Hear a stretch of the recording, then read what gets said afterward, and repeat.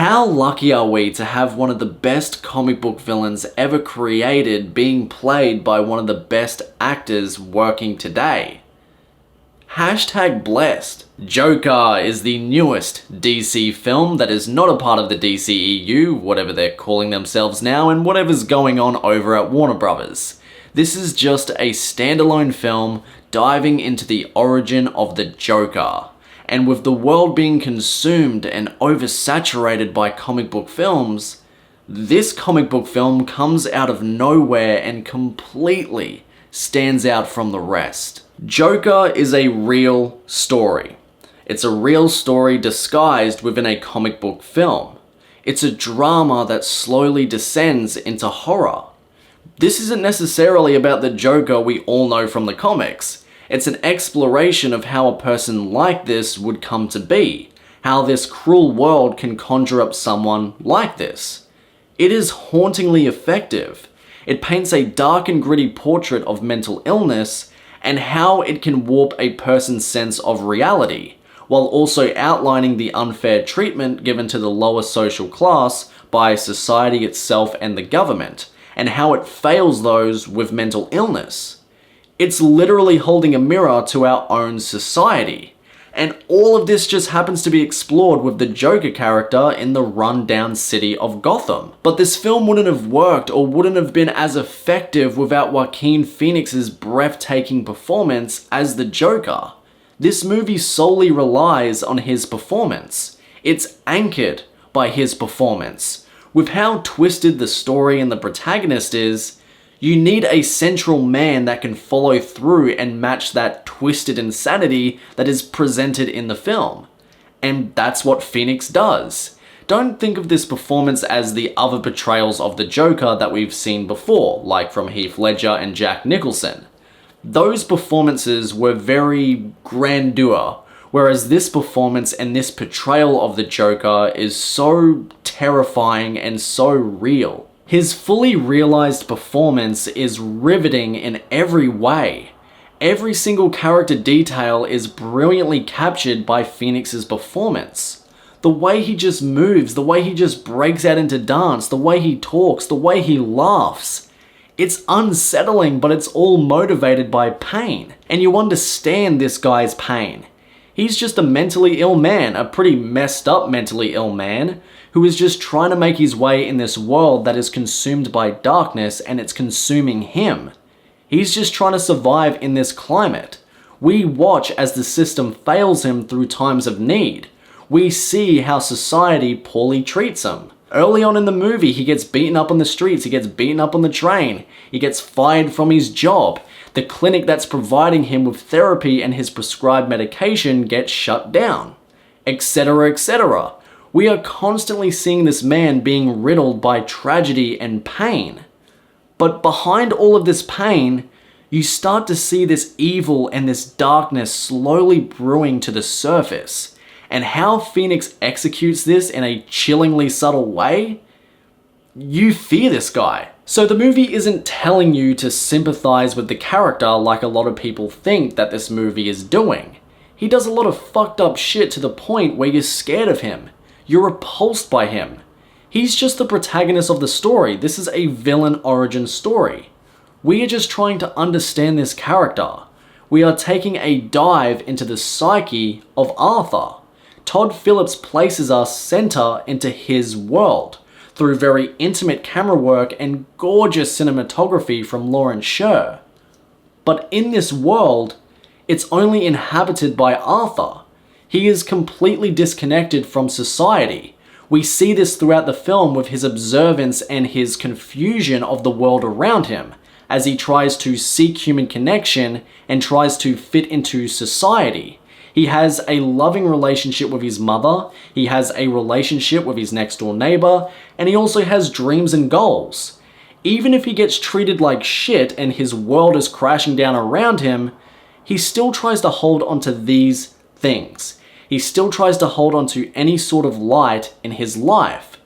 But later on in the movie, when all of these things start to crumble around him one by one, so does more of his mental stability. His mental state is corrupted. It's blurring the line between fantasy and reality.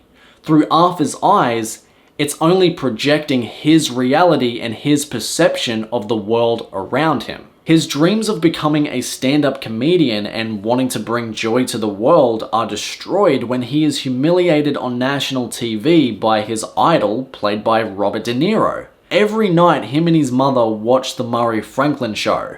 He looks up to Murray as a sort of father figure. He even fantasizes about being on the show and meeting him. But when he's humiliated by him and so many other people on national TV, it destroys him. His relationship with his mother is this bright light in his life. She's an active part in what makes him get through life every day. She always says that he was born to bring joy to the world and that he should always put on a happy face, which he does even if he struggles to smile. This is beautifully portrayed in the opening sequence. But he finds out that his mother has been lying to him his entire life.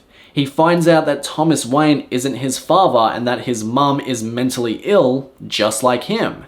He finds out that he's actually adopted and that because of her, he's had this horrifically traumatic childhood. And so his entire existence is shattered in those moments. In his mind, she's a part of what made him like this. So, he kills her. And without that light in his life, he turns to the other light in his life, which is his relationship with his next door neighbor, Sophia. But because of his corrupt mental state, we find out that this relationship is a figment of his imagination. In his mind, she acts as comfort and emotional support during these times of need. But in actual reality, they've only interacted once in the elevator. So this relationship turns dark as well when it doesn't fit into his reality. We are constantly seeing how all of this pain, all of this tragedy, all of this unfair treatment and all of these experiences being piled onto his fragile and broken mental state leads him down the path of darkness and madness as he chooses the evil route, becoming a psycho killer. This movie really dives into the psyche of Arthur. The perfect scene encapsulating his psyche as he descends into darkness and madness, slowly transforming into the Joker, is the bathroom scene after he's killed those 3 guys. Through visual storytelling from Joaquin's 5-star dancing, the way the camera chillingly moves around the room with him, mimicking Arthur's dangerously calming state, while being carried by Hilda's hauntingly beautiful score, it's the perfect representation of his mental state. And by that point, Todd Phillips and Joaquin Phoenix, they slowly transcend us into a state of darkness and madness, just like the character of Arthur as he turns into the Joker in this ticking time bomb game. You never know when he's gonna snap. The unpredictability of Phoenix's performance adds to that as well. So it makes every scene a concoction of this uncomfortable nervousness, building tension beautifully throughout. And when he does snap, the execution of it is like a brutal punchline. While you're watching the movie, it does become pretty obvious where the film is going, but the movie is all about the deep dive into the character's journey. And that's what makes certain moments within the story and the destination itself so shockingly real. Especially in the final moments when Arthur blows Murray's head off, so he can finally be seen and heard in a world that has abandoned him and treated him like trash. Todd Phillips isn't glorifying violence, he isn't glorifying mental illness or anything. He's trying to make a statement here.